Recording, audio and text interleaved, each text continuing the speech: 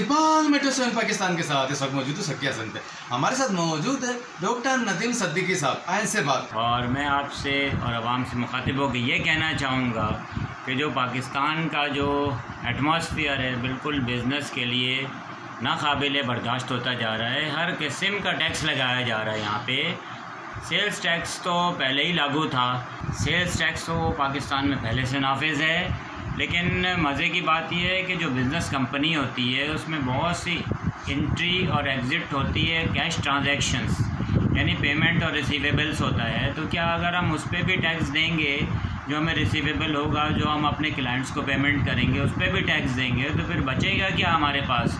उसके बाद income tax देना है हमें, उसके बाद हमें सेल्स टैक्स देना है, हमें कस्टम इंपोर्ट ड्यूटी देनी है, हमें कस्टम इन्वॉइसेस पे सीवीटी भी देनी है, और सेल्स टैक्स हर इन्वॉइस पे अलग देना है कस्टम इंपोर्ट्स पे। तो क्या डबल ट्रिपल सेल्स टैक्स देंगे? तो ये बहुत गलत निज़ाम है और ये निज़ाम बिल्कुल नहीं चल सकता जो अभी गवर्नमेंट ने लागू किया है। तो इसी की वजह से लाहौर चैम्बर ऑफ कॉमर्स में भी हड़ताल हुई है और कराची की बिज़नेस कम्युनिटी भी हड़ताल की है।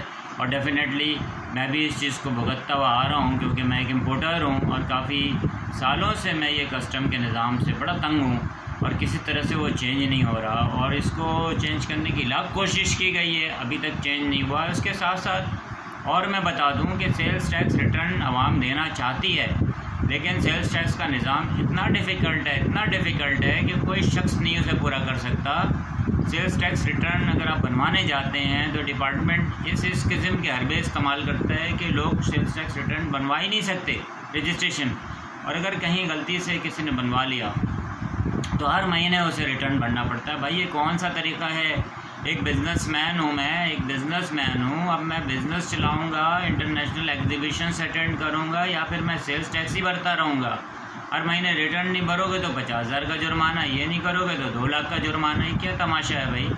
बिज़नेसमैन की ज़िंदगी तो आराम कर दी गई है। बिज़नेसमैन को इस नहज पे ला दिया गया है कि अपना बिज़नेस वाइंड अप करके पैसा लेके किसी और मुल्क चला जाए वो।